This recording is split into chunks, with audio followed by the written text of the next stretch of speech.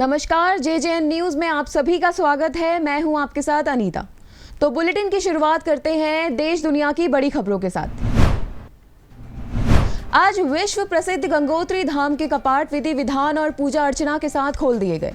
गंगोत्री धाम के कपाट खुलते ही मां गंगा का परिसर जयकारों से गूंज उठा। खास बात यह थी कि गंगोत्री के पंडा पुरोहितों ने पहली पूजा प्रधानमंत्री नरेंद्र मोदी और प्रदेश के मुख्यमंत्री तीरथ सिंह रावत के नाम से की और भेंट भी चढ़ाई।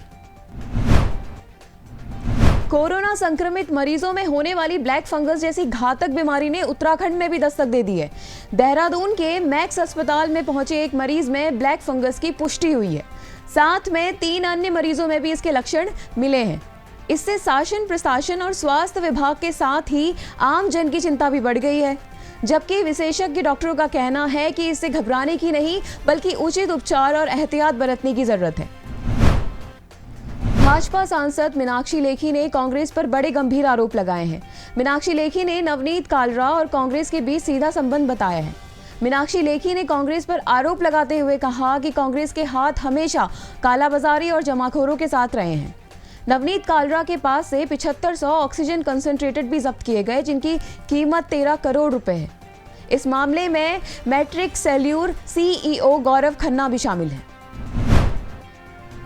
हिमाचल प्रदेश में कोरोना के बढ़ रहे मामलों को देखते हुए राज्य सरकार ने कोरोना कर्फ्यू को 26 मई सुबह 7 बजे तक बढ़ा दिया है। इससे पहले कोरोना कर्फ्यू 17 मई सुबह 6 बजे तक लगाया गया था। जरूरी वस्तुओं की दुकानें पहले की तरह ही दिन में 3 घंटे तक खुली रहेंगी। कोरोना काल में महाराष्ट्र के पूर्व मुख्यमंत्री देवेंद्र फडणवीस ने कांग्रेस नेता सोनिया गांधी को पत्र लिखा है। इस पत्र के माध्यम से उन्होंने कोरोना काल में महाराष्ट्र के हालात बयां करते हुए तंज किया है। उन्होंने लिखा है कि अभी समय राजनीति करने का नहीं है बल्कि जनता के साथ खड़े होने का है। प्रधानमंत्री नरेंद्र मोदी ने देश में कोरोना वायरस की स्थिति और वैक्सीनेशन को लेकर एक हाई लेवल मीटिंग की। पीएम ने बैठक में गांव-गांव, घर-घर जाकर सर्वे और टेस्ट कराने के लिए कहा।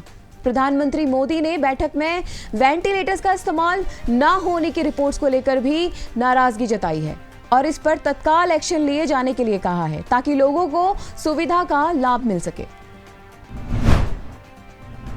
दिल्ली के मुख्यमंत्री अरविंद केजरीवाल ने दावा किया है कि राज्य सरकार आज से ऑक्सीजन कंसंट्रेटेड बैंक की शुरुआत करने जा रही है। सीएम ने कहा कि दिल्ली में कोरोना संक्रमण के मामले धीरे धीरे कम हो रहे हैं। कोरोना संक्रमण दर घटकर 11% हो गई है। दिल्ली मंत्रिमंडल ने कोरोना वायरस की दूसरी लहर और लॉकडाउन से प्रभावित ऑटो टैक्सी वाहनों के सार्वजनिक सेवा बैच धारकों को 5-5 हजार रुपए की आर्थिक मदद देने का प्रस्ताव शुक्रवार को मंजूरी दे दी है। दिल्ली के परिवहन विभाग ने एक बयान में बताया कि वर्ष 2020 के लाभार्थियों को लेकर फिर से आवेदन नहीं करना होगा और उनके आधार से जुड़े खाते में सीधे 5,000 रुपए आ जाएंगे। पश्चिम बंगाल में रविवार यानी कि 16 मई से 15 दिनों का लॉकडाउन लगने जा रहा है। 16 से 30 मई तक लगने जा रहा ये लॉकडाउन के दौरान दुकानें और बाजार सुबह 7 से 10 बजे तक खुले रहने की ही अनुमति है। वहीं सरकार ने परिवहन पर भी पूरी तरह रोक लगा दी है। इजराइल और फिलिस्तीन के बीच खूनी संघर्ष जारी है। युद्ध की आकांक्षा के बीच एक बार फिर इजराइल की तरफ से एयर स्ट्राइक किया गया। कई रॉकेट दागे गए हैं और टैंक से गोले छोड़े गए हैं। हालात इतने खराब हो गए हैं कि फिलिस्तीन में अब परिवारों का पलायन शुरू हो गया है। हर कोई अपने बच्चों को लेकर कहीं दूर सुरक्षित स्थानों के लिए निकल रहा है। अमेरिका में कोविड-19 रोधी टीकों की दोनों खुराक लेने वाले लोगों के लिए मास्क पहनने की अनिवार्यता खत्म होने के बाद कई नेता बिना मास्क लगाए नजर आए। अमेरिका की प्रथम महिला जिल बाइडेन ने कहा है कि आखिरकार बिना मास्क लगाए रहना ऐसा लगता है जैसे हम आगे बढ़ रहे हैं। नीति आयोग के सदस्य डॉक्टर वीके पॉल ने देश में टीकाकरण को लेकर भी बड़ी जानकारी दी है। उन्होंने कहा कि स्वास्थ्य कर्मियों को वैक्सीन की पहली खुराक देने में छत्तीसगढ़ बना नंबर 1, वहीं मध्य प्रदेश दूसरे स्थान पर है। छत्तीसगढ़ में 99%, मध्य प्रदेश में 96% और राजस्थान में 95% स्वास्थ्य कर्मियों को वैक्सीन दे दी गई है। आरएसएस के प्रमुख मोहन भागवत ने देश में कोरोना संकट को लेकर एकजुटता की अपील करते हुए कहा है कि कोरोना एक आपदा है जो कि मानवता के लिए बेहद खतरनाक साबित हो रहा है। उन्होंने कहा है कि भारत को विश्व के सामने अपना उदाहरण रखना है। सारे भारत को एक समूह के नाते सारे भेद भूलकर सभी को एक टीम की तरह काम करना है। मध्य प्रदेश में कोरोना महामारी के हाहाकार के बीच एक ऐसा गांव भी है जहां एक भी मरीज नहीं है। ये गांव है सागर जिले का जनकपुर गांव।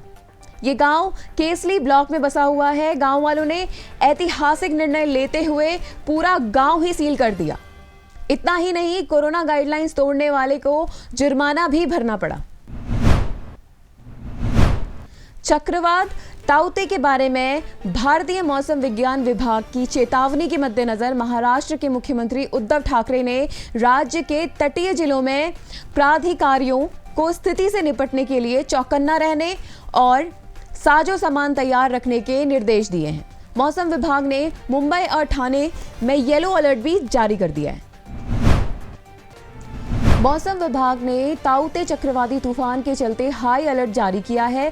कहा जा रहा है कि अरब सागर में बना कम दबाव वाला क्षेत्र 17 मई को अत्यंत भीषण चक्रवाती तूफान में तब्दील हो जाएगा। 18 मई को इसके गुजरात तट से टकराने की संभावना है। मौसम विभाग ने पश्चिमी तटीय राज्य को सतर्क किया है, लिहाजा केंद्र सरकार ने हालात से निपटने के लिए NDRF को भी तैनात कर दिया है। कोरोना को मात देने वाले योद्धाओं में अब 21 दिन के एक नवजात शिशु का भी नाम जुड़ गया है। मेरठ के एक निजी अस्पताल में भर्ती 21 दिन के शिशु ने आखिरकार 18 दिन तक कोरोना से जंग लड़ी और जीत हासिल की। इस शिशु की कोरोना रिपोर्ट नेगेटिव आने के बाद बच्चे के माता पिता काफी खुश हैं। डॉक्टर और नर्सें तो खुश हैं ही। साउथ स्टार अल्लू अर्जुन की फिल्म पुष्पा से जुड़ी एक जानकारी सामने आ रही है। खबर है कि इस फिल्म को 2 पार्ट में रिलीज किया जाएगा। पहला हिस्सा अगस्त में रिलीज करने की तैयारी है और दूसरा 2022 में सामने आएगा। फिल्म निर्माता नवीन यरनेनी ने कहा है कि कहानी में किरदारों को सही ढंग से दिखाने के लिए इसे एक पार्ट में बनाना संभव नहीं था, इसलिए फिल्म 2 पार्ट में रिलीज करेंगे। अब सलमान खान के बाद जैकलीन फर्नांडिस भी लोगों की मदद को आगे आ रही हैं। उन्होंने हालिया इंटरव्यू में 100 बेड की क्षमता वाले कोविड केयर सेंटर खोलने की घोषणा की है और कहा है कि इसके अलावा हम 500 ऑक्सीजन कंसंट्रेटेड की व्यवस्था भी कर रहे हैं। हमारे पास 2 एम्बुलेंस होंगी। सोनू सूद प्रवासी मजदूरों के लिए मसीहा बन रहे हैं। इस बार वो ऑक्सीजन के लिए तड़प रहे लोगों की मदद को आगे आए हैं। अब सोनू सूद जल्द ही देश की राजधानी दिल्ली में ऑक्सीजन कंसंट्रेटर्स पहुंचाएंगे। हाल ही में सोशल मीडिया के जरिए उन्होंने ये खुशखबरी साझा की है।